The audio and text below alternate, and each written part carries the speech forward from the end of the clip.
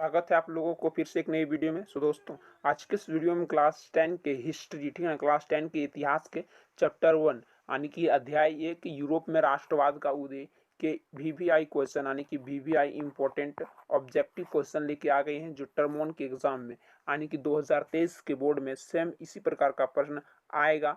तो उसके लिए आप लोग तैयार हो जाइए 2023 की बोर्ड के लिए और तैयारी में लग जाइए। तो चलिए आज का वीडियो शुरू करते हैं। वीडियो शुरू करने से पहले एक रिक्वेस्ट है, मैं बार बार ये रिक्वेस्ट कर रहा हूँ, लेकिन दुख की बात यह है कि अभी तक मेरे चैनल में सब्सक्राइबर नहीं बढ़ रहे हैं। आप लोग सब्सक्राइब कीजिए, चैनल को सपोर्ट कीजिए और वीडियो पसंद आए तो एक लाइक कीजिए और एक कमेंट जरूर कीजिए कि आपको कैसा वीडियो चाहिए, ठीक ना। तो पहला जो क्वेश्चन है वो सामाजिक उपबंध नामक पुस्तक के लेखक कौन थे।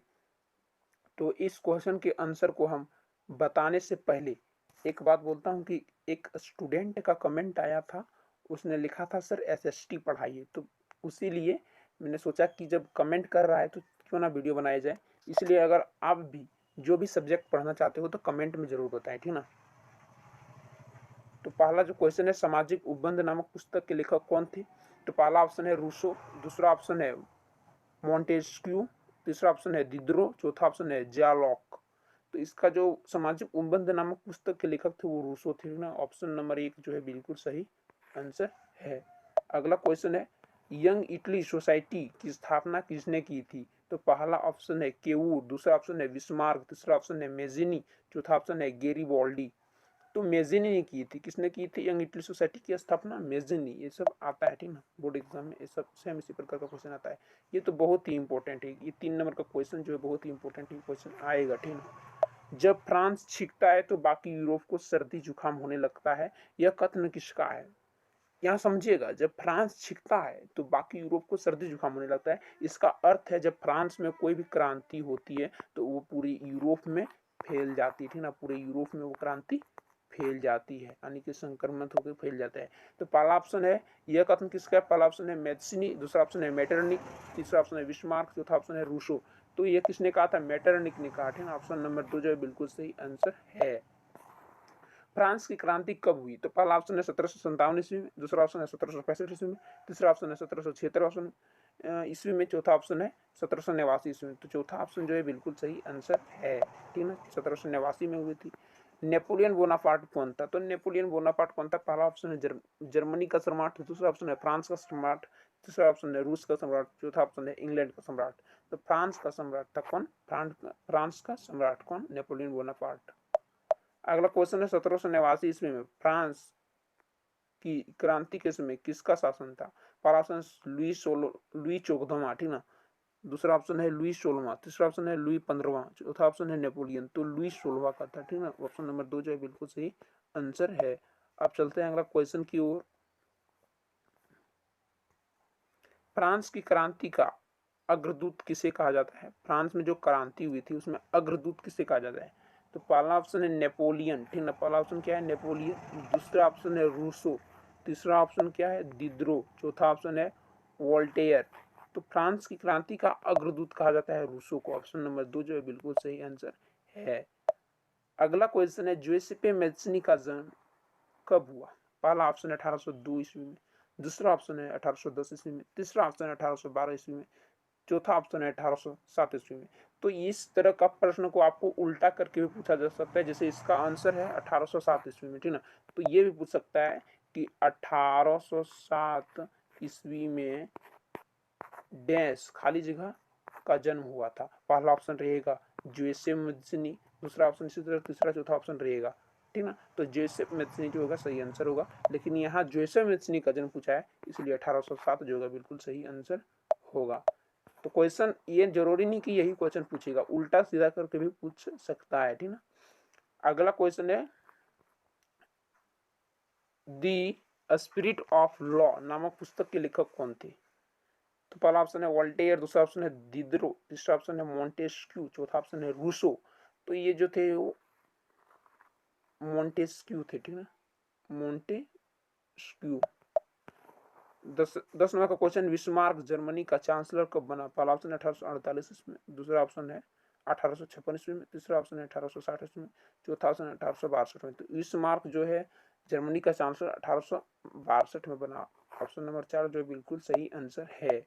अगला क्वेश्चन है ऑस्ट्रिया के साथ प्रशा का युद्ध कब हुआ? पहला ऑप्शन 1860 ईस्वी में, दूसरा ऑप्शन 1863 ईस्वी में, चौथा ऑप्शन तीसरा ऑप्शन 1865 ईस्वी में, चौथा ऑप्शन 1866 ईस्वी में।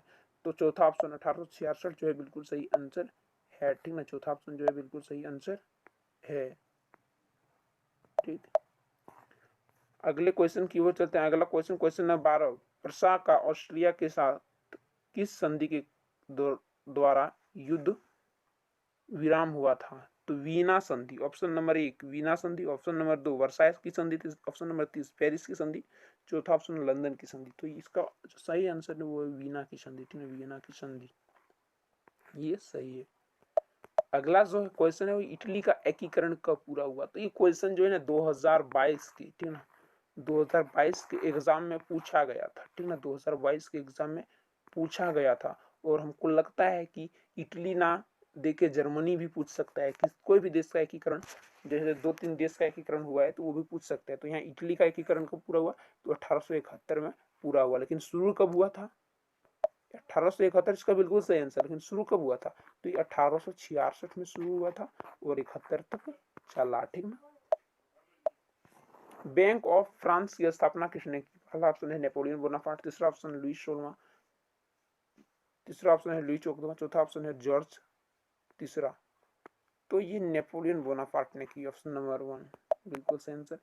गैरिबॉल्डी कहाँ का निवासी था? तो ये सब नाम जो है ये थोड़ी दूसरी तरह का नाम है, बोलने में दिक्कत होती है। गैरिबॉल्डी, पहला वेनेसिया, दूसरा ऑप्शन है सार्डिनिया, तीसरा ऑप्शन है नेपलूस, चौथा ऑप्शन है प्राग। ये सब कहाँ, ये सब जगह का नाम है, ठीक ना। तो सार्डिनिया, ऑप्शन नंबर 2 जो है बिल्कुल सही आंसर है। अगला इंपॉर्टेंट क्वेश्चन है क्वेश्चन नंबर 16 की ओर आगे। क्वेश्चन नंबर 16 है, फ्रांस में नेपोलियन संहिता किस वर्ष लागू की गई? पहला ऑप्शन 1815 ईस्वी, दूसरा ऑप्शन 1840 ईस्वी, तीसरा ऑप्शन 1789 ईस्वी, चौथा ऑप्शन 1799 ईस्वी। तो नेपोलियन का संहिता जो लागू हुआ संहिता वो 1804 ईस्वी में, लेकिन नेपोलियन कब हारा? 1815 में वाटरूल की युद्ध में हार गया था, ठीक ना। तो 1804 जो है इसमें लागू किया गया, ये बिल्कुल सही आंसर है। डेट में कंफ्यूज नहीं होइएगा आप लोग, ठीक है ना। मार्सिले किस देश की राष्ट्रभक्ति का गीत है? पहला ऑप्शन है रूस का, दूसरा ऑप्शन है फ्रांस का, तीसरा ऑप्शन है इटली का, चौथा ऑप्शन है जर्मनी का।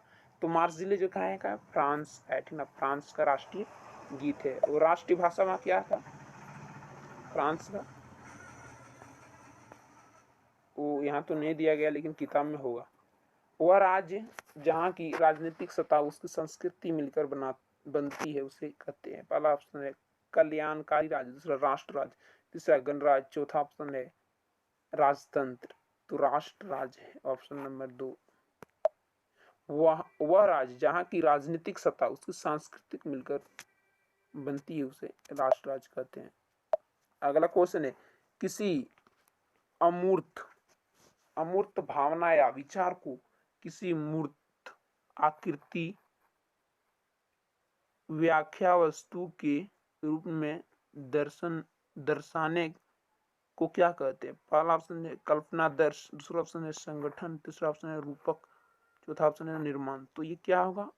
रूपक होगा, किसी अमूर्त भावना को रूपक।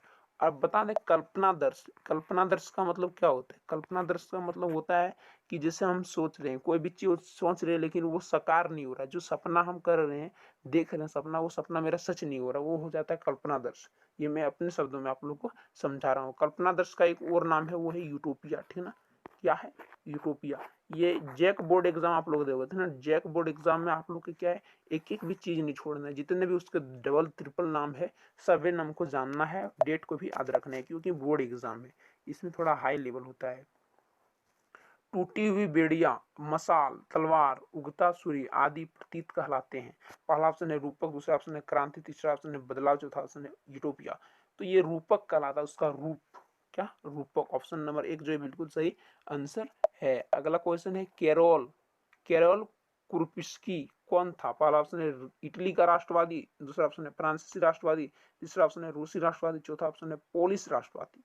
तो कैरोल कुरपिस्की कौन था? राष्ट्रवादी कौन था? तो कैरोल जो था वो पोलिश का था। कहाँ का? पोलिश राष्ट्रवादी। ठीक है। आंखों पर पट्टी बांधे हुई और तराजू लिए हुए महिला किस का प्रतीक है? पहला ऑप्शन है न्याय, दूसरा ऑप्शन है स्वतंत्रता, तीसरा ऑप्शन शांति, चौथा ऑप्शन समानता। तो ये न्याय का है। किसका है? ये न्याय का। आप लोग की किताब में पहला जहां यूरोप का राष्ट्रवाद शुरू होता है तो किताब में इस प्रकार का होगा, ठीक है ना। तो यहाँ कुछ लोग, यहाँ देखिए एक मूर्ति रहता है, यहाँ एक लेडीज रहती है और यहाँ तराजू लेती है एक हाथ में, और इधर बहुत लोग मतलब लाइन बाय लाइन लगते हैं और यहाँ से कहानी आप लोग का शुरू होता है, ठीक ना। तो इस प्रकार रहता है आप लोग किताब में, तो वहाँ देख लीजिएगा। ये न्याय का प्रतीक है, ठीक ना। ऑप्शन नंबर 1 जो है बिल्कुल सही आंसर है। अगला है बुर्बु राजवंश का शासन किस देश में था? बहुत ही आसान क्वेश्चन। बुर्बु राजवंश कहाँ का था? क्लास 9 में भी पढ़े थे। फ्रांस का। तो पहला ऑप्शन है रूस में, दूसरा ऑप्शन इंग्लैंड में, तीसरा ऑप्शन है फ्रांस में, चौथा ऑप्शन अमेरिका में।